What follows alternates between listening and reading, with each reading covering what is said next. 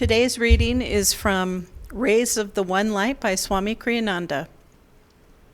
This week's theme title is How Democratic is Truth? Truth is one and eternal. Realize oneness with it in your deathless self within. The following commentary is based on the teachings of Paramahansa Yogananda. We live in an age when people assume that knowledge should be available equally to all. One moment. In matters susceptible of judgment by normal common sense, however, everyone knows there are exceptions. Access to a control room for intercontinental missiles is limited by universal consent to a very few. Access to the controls of a passenger airline is limited to those with the necessary knowledge for operating them, and also to those with the proper authorization. If people don't see the disadvantage of making more subtle knowledge universally available, it is only because they are ignorant of the risks involved. In the case of subtle knowledge, the main disadvantage in making it universally available is the harm it might do to one who isn't ready for it, and who might even mock it. True, by mocking truth, he might undermine the faith of a few truth seekers. But then, such tests can also be beneficial as a means of strengthening faith. Again true, the clever doubter's misrepresentation of those truths may dissuade a few seekers from following the spiritual path. But if a seeker really is sincere, he will recognize the truth eventually because it resonates with his own being. No, the greatest problem accrues to the shallow doubter himself. To give him an opportunity to affirm his ignorance might only estrange him even more from the truth. Delaying the time when he will turn, as all people must eventually, to the light. Thus, the scriptures advise not secrecy, but discretion in the sharing of truth. Christ says in the Gospel of St. Matthew, chapter 7, "Give not that which is holy unto dogs, neither cast ye your pearls before swine, lest they trample them under their feet and turn again and rend you. And Krishna says in the 8th chapter of the Bhagavad Gita, "Never speak of these truths to one who is without self-control or devotion, who renders no service, who does not care to hear, or who speaks ill of me." Thus, through Holy Scripture, God has spoken to mankind. Om, Om, Om.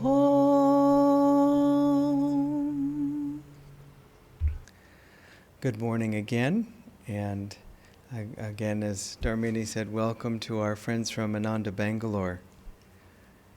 This subject is such an important one in the devotee's life, and at different stages in the devotee's life. Especially, I think it becomes most relevant at the beginning, because perhaps that's when it's the most confusing, dealing with doubters and dealing with this question of, again, how democratic is truth? It's very democracy is a very good system in many ways, or if you have some concerns about democracy, I can understand. But as Swami Kriyananda said, basically it's the best system we have for Dwapara Yuga. And I'll just leave that whole vast subject there.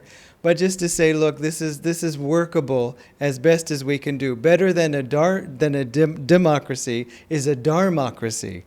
Where the country is ruled by a dharmic leader or by dharma. The whole problem is determining who is the dharmic leader, and it's not always the person who says, I am a dharmic leader. And so but if you have that, that's the best, rulership by an enlightened king or queen. So anyway, we'll leave that aside, because that's not really our purpose, is to address the democracy and its outer role in human affairs, but as it relates to truth. If we think about it, first of all, just even the question, how democratic is truth? Truth is completely undemocratic. Truth itself is simply true. regardless of our opinions of it. As Sri Yukteswar said, when Sri Yukteswar said to Master, "Why don't you get an astrological bangle, one of these bangles?" And the Master said, "But sir, I don't believe in astrology." And Swami Sri Yukteswar said, whether we believe in something or not is not the question. It's a question of whether that statement or that fact is true. It doesn't matter what we believe. He said the universe would be fairly chaotic if its laws could not operate without the sanction of human belief. He said the law of gravity worked just as effectively before Isaac Newton or Aryabhata or whoever discovered it and wrote it down as to after.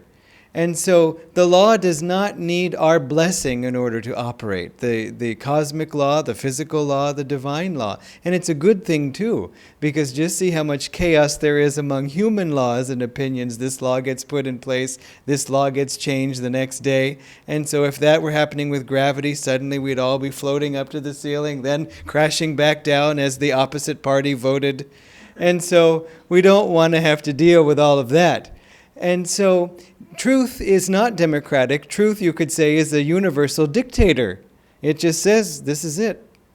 Cry if you like, clap if you want, I don't care. This is truth. This is why truth seekers, devotees, spiritual people are after truth, because they want to find something that they can depend on.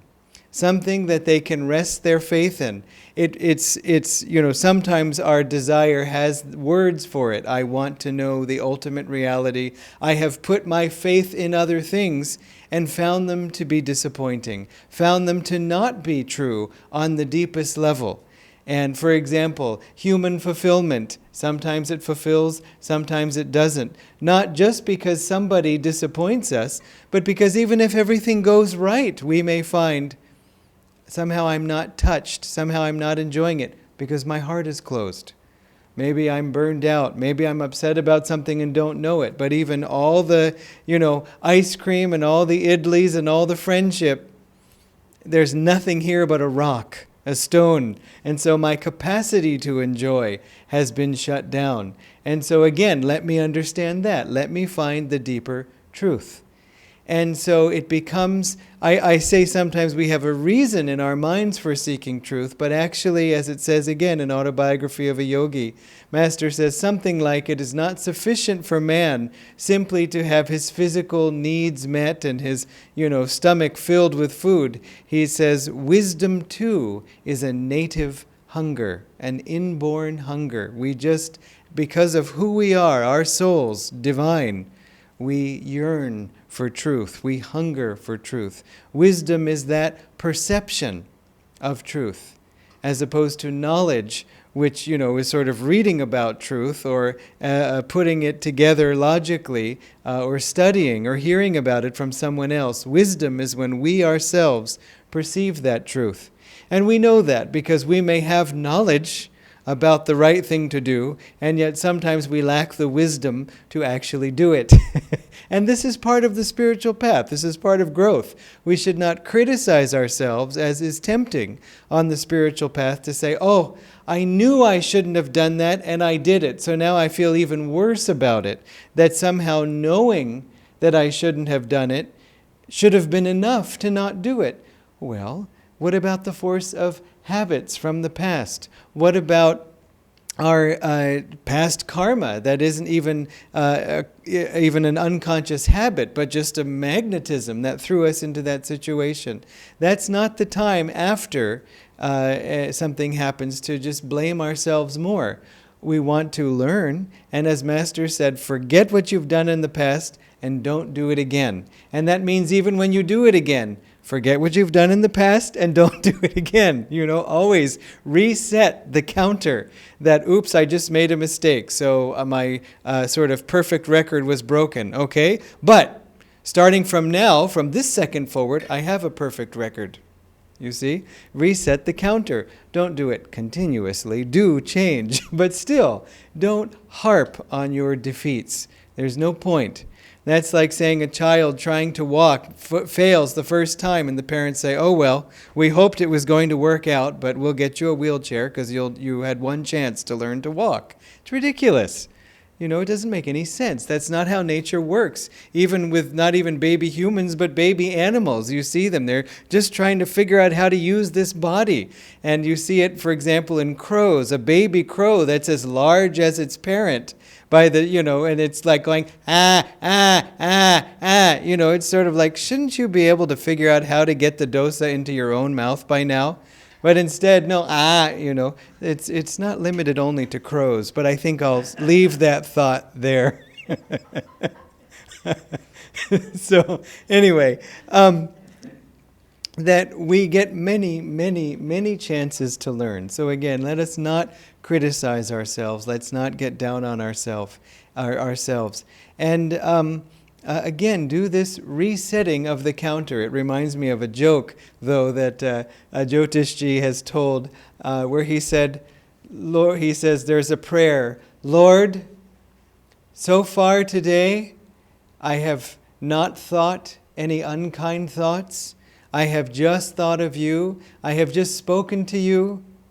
I have been inwardly centered. I have not been restless, and I have been very still. But I'm about to get out of bed now, and so could you help me continue this for the rest of the day?" You see? In other words, though, just start from this moment, everything's fine. And so again, just returning ourselves to that moment of ever new possibilities, ever new potentials of relaxation, relief, and so on. In many ways, it's very helpful to not have such a strong memory. Master, in fact, said this is the reason why in reincarnating into a new life, we are purposely made to forget the previous life. Why? You can think of a lot of reasons. He said, because if you did remember, you would remember all the bad things. Isn't that interesting? Not you would remember everything, like you might walk around trying to find your previous relatives, or you might get confused because you're still speaking Swedish, even though you're born in, Mumbai or something. And I guess, it's not that. It's that you will remember the bad things. He said if you died of cancer, and then in the next life you had a little boil on your hand, you'd think the cancer had come back. And so reincarnation gives us a fresh start.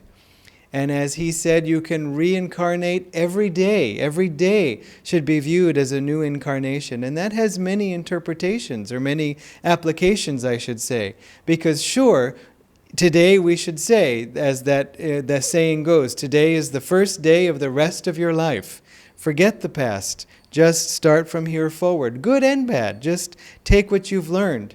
But we sort of are choosing to forget. But really, you could say, how different am I from Tuesday to Wednesday? Incrementally, maybe a few millimeters or angstroms or whatever I have changed, but otherwise it's pretty much the same. He said that's true from incarnation to incarnation also. That how we were in the last life is pretty much how we are in this life. And how we will be in the next life is, nope, don't finish that thought, do Kriya and get out in this life. So that is our goal, to become saints and to be done with all of this, or at least if we come back, to come back as free souls so that we can help others. This school that we live in is much more fun to walk around in once you've graduated than when you are still stuck with exams. See how we watch the poor students facing 10th standard and 12th standard exams with such compassion, but we ourselves do no longer live in fear of them. And so it's nice to walk around this world in the same way. And for that, we need to become free. So, when in the beginning of the path, we may find these teachings, find them so helpful, so thrilling, and then want to just share the joy of our discovery with others. And of course, this is a natural and wholesome wish. And it is very useful if done appropriately. Which is to say, gauge the other person's interest before you get into the next hour of your lecture. You see? In other words, say a little, see if they're interested, and then say another little. as opposed to giving them the whole entire 12-course meal when they're not even hungry. And that speaks to perhaps also what can be a factor in why we're so eager to share. Partly it can be we found a good thing, and if it's our nature, when we find a good thing, we want to share it with everyone. And some things people are happy to hear about. If you found a discount on, for example, a way to save money on electricity bills, wouldn't everybody want to learn that secret technique? And everyone would be interested. If you found a new restaurant that you could safely go to, then everyone would be curious about wanting to hear about that too, if they have that same taste. But when it gets to deeper things, deeper truths, ones that also require us to change, suddenly there is not universal interest. And I discovered this when I came upon Autobiography of a Yogi, and I was in college. And so many of my college friends and I had stayed up late into the night discussing philosophy and the meaning of life and so on. This is the natural, you could say, domain of children from the ages of 18 to 24. Swamiji explains this in Education for Life, that it's the appropriate time to be questioning, to get philosophical about life. It's the right thing to do. And yet, to what end? In my case, I was interested not only in finding questions, but in finding answers. And when I found Autobiography of a Yogi, I said, this is it! This is the answer! Everything we've been talking about, it's answered in this book. And up until then, my friends and I had always been on easy terms and more or less on the same page, so I thought. And then when I pulled out this book, suddenly the faces fell and the walls went up and a few steps were taken backwards, and just saying, Adavendam, that I do not want. No thanks, no religion, no spirituality, no God. I don't need that. Why don't you, go sort of find other crazy people like you? And so I did. And so, but when, on the other hand, someone comes seeking spiritual knowledge, I don't mean a devotee necessarily, or anyway, without qualifying it, just to say when someone comes seeking spiritual knowledge and then they find, there are classes you have to take before you can learn certain things, you have to take initiation before you can learn more things, and so on, that there are, I don't want to say barriers, but there's training before you can actually learn this thing. As we understand, as Swamiji says in the reading, in the case of a pilot, that you would want a pilot who was well trained. You wouldn't say, let me try to fly this thing. You yourself wouldn't want to fly the plane if you were even the only one in it, because that might be the end of the incarnation.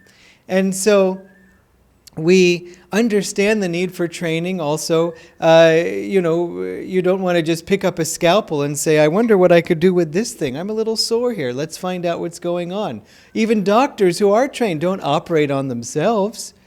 And so we understand the need for expertise, for preparation, before taking something that has, engaging in an activity that has a risk, as Swamiji explains.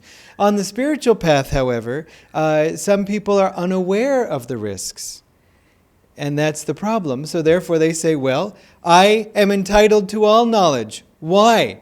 Because I am human, or because I am Indian, or because I breathe oxygen, meaning I just should have everything. There's no reason for it to be held back. Again, because they're not aware of the risk to themselves.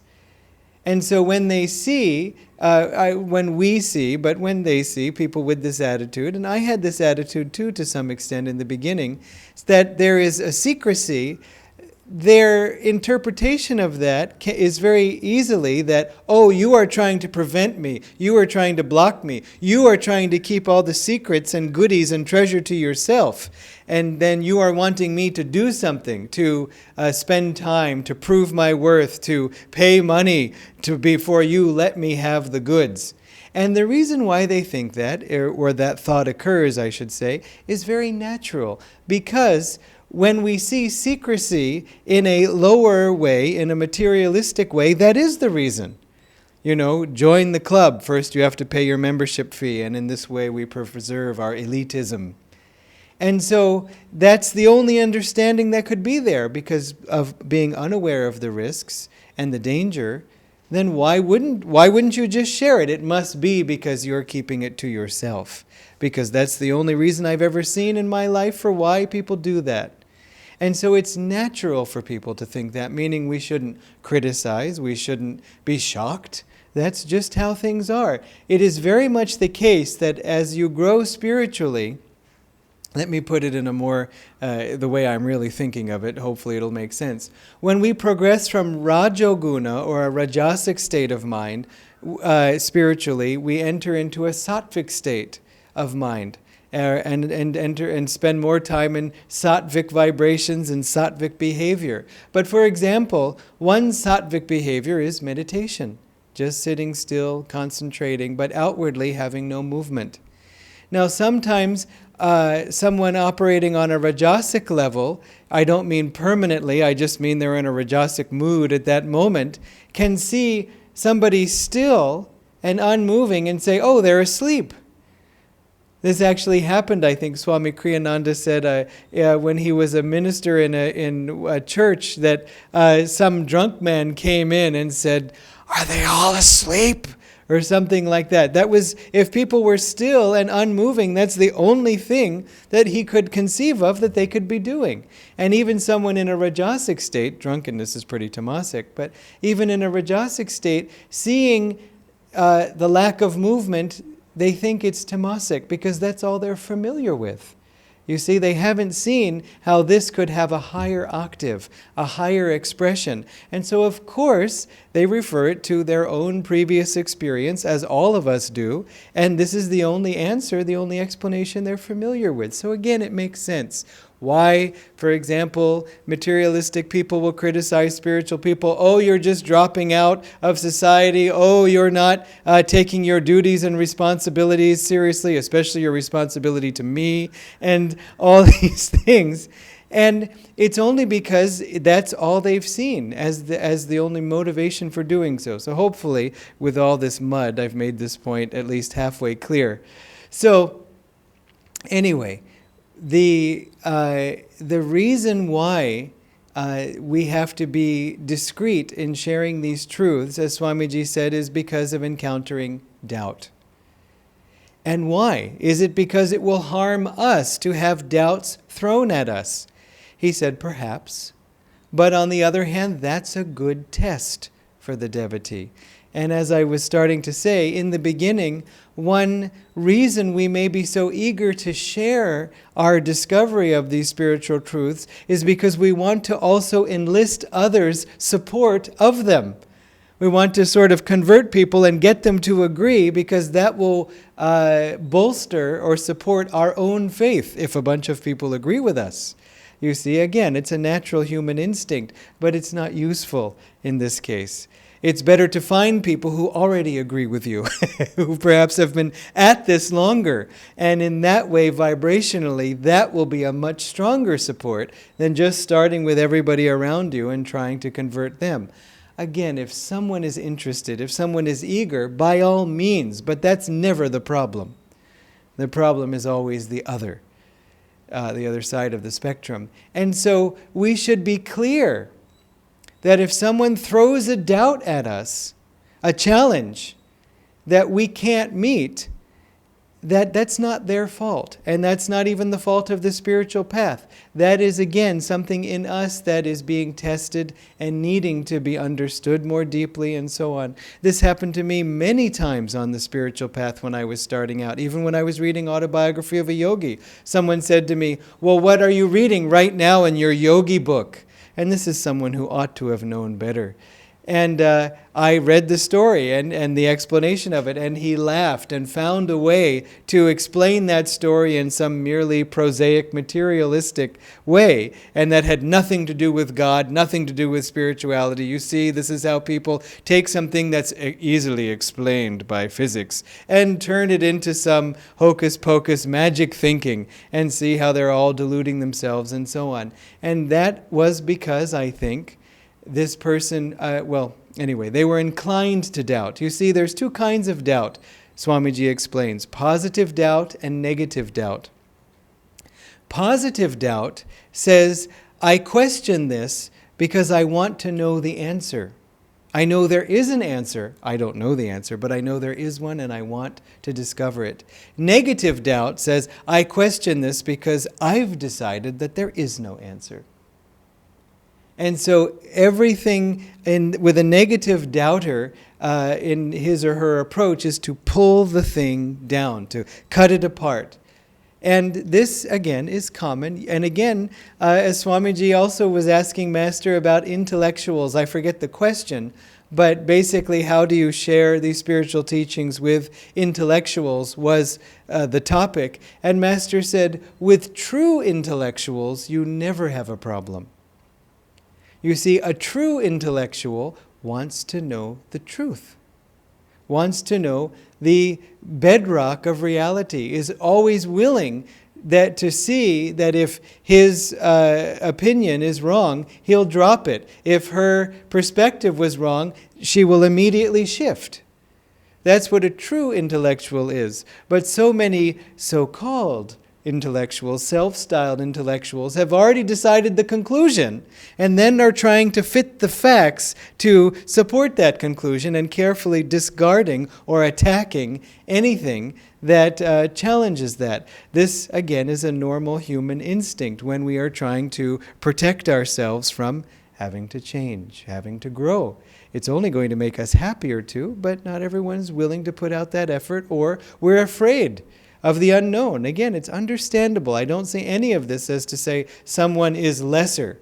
We all face this at different levels of the spiritual path, meaning different years on the path, different levels of soul evolution. As long as we have an ego, there is something in us that's holding back. There is something in us that is still doubting a little bit on some level. So let us be compassionate, not necessarily actively engaged with doubters, but let us be compassionate, and let's also turn that back on ourselves.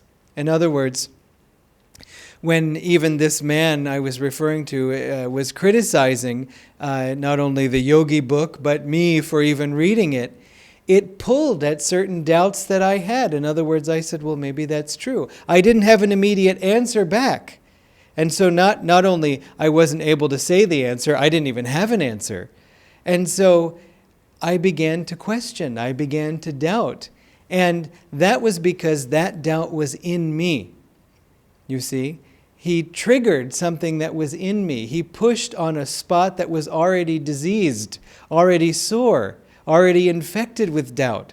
It wasn't that he made me doubt. That doubt was already there, and he merely stimulated that or brought that out. And so I was able to, in time, resolve that doubt, and it made me all the stronger. As Swamiji said, if you break a bone, then the bone that heals, that part of the bone that heals, is stronger than the rest of the bone. And so if our doubts or questions are pulled out, and then we're able to resolve them, then we're much stronger in our understanding than if we had never questioned at all. I don't mean, therefore, doubt and question everything just for the sake of getting stronger. It's not that useful. But it's good to try to come up with answers to questions. Even to anticipate questions and wonder what the answer could be. And so, anyway, the danger is not to us. In fact, it can be helpful to us to be tested by a doubter. And if some people are even pulled off the spiritual path, as Swamiji says, by a doubter, well, is that harmful to them? And that's why no one should ever question or doubt? In many religions, this is actually the teaching. Don't question. You just believe. You just accept. And why? Because then I don't have to be troubled with all coming up with answers to your questions, which are too custom, too difficult. And so that it's a cop-out. It's an easy way out. The fact is, it's true on one level, but we have to be sincere. We have to be honest. There is a truth in that teaching of, look, don't question, just believe. But I would say not that. I would say if you're too caught up in questions, pause the questions and just practice. Not believe, practice. Practice meditation. Practice yoga, even for a week, and then come back to your questions. Even for 6 months, and then come back to your questions. In other words, rather than struggling with this mind to grasp all of these, vistas of knowledge, improve the mind, improve the instrument. Strengthen your brain, open your heart, increase your capacity to perceive, and then take a look. In other words, if you're looking through the telescope and can't see much, clean the telescope lens, then look again. And so that's what meditation, that's what prayer, that's what chanting, devotional practices do for us, is they improve the quality of the instrument. So, having said that, even if people are pulled off the path by doubts, again, as I was saying, it's their own doubts that are being brought to the surface, and in time, that desire in their hearts for peace and truth will drive them back onto the path. So even that is not a big danger. Although because why? Swamiji says, the biggest danger is to the doubter himself. And it's not just what Swamiji explains also, you don't get good karma for sowing the seed of doubt in others. In fact, there was some Brigu reading and Agastya reading that said of someone that he had to wander for many incarnations without help because not only he had doubted, but he had made others doubt.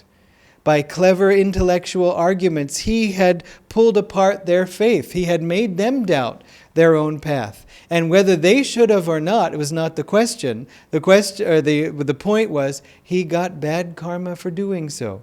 As Swamiji said, it's harmful to someone to pull apart their faith in something, even if that thing isn't wholly true. You know, if someone comes to you and they themselves are questioning, it may be helpful to help them to resolve those questions. And if they're, for example, following some teaching that may not be true according to you, even so, it's helpful to try to find a way to resolve these questions in a way that makes them not doubt their faith in themselves primarily, and in their understanding up to this point. It's really a sin to do so, Swamiji said, to undermine someone's faith in their path, in themselves. And so we shouldn't be trying to pull anybody apart, certainly. Even if Swamiji said, I know someone is following a path that I'm pretty certain is not true, not fully true, not true at all, still, I won't say anything unless asked, and even then I'll be tentative and supportive in my answers. So, most of all, help people to become strong in themselves. This is the point of the spiritual path. So, it is for the doubter's own sake that we don't offer pearls before swine.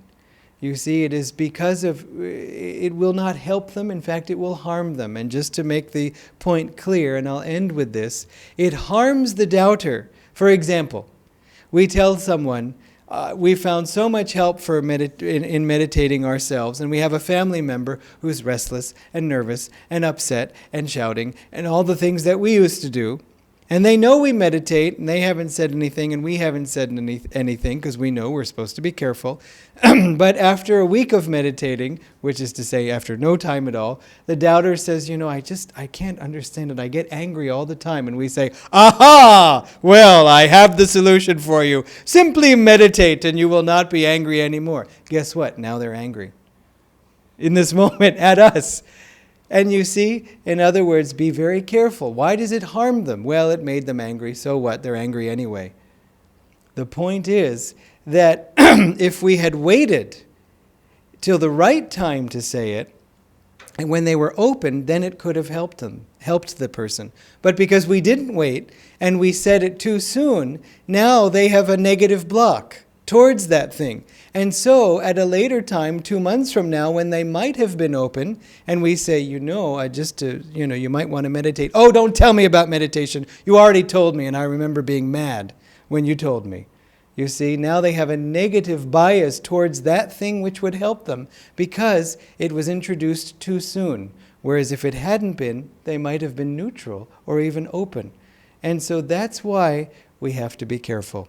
If that's not a good enough reason for you, then remember the words of Christ. Cast not your pearls before swine, yes, yes, yes, lest they trample them under their feet, yes, yes, yes, and then turn about and rend you and cut you. So if you're tired of being cut, well, then you know what to do. Cast your pearls before devotees. Cast your pearls before God. Share the pearls the Guru has given to you back with him. And let us all find God together. God bless you.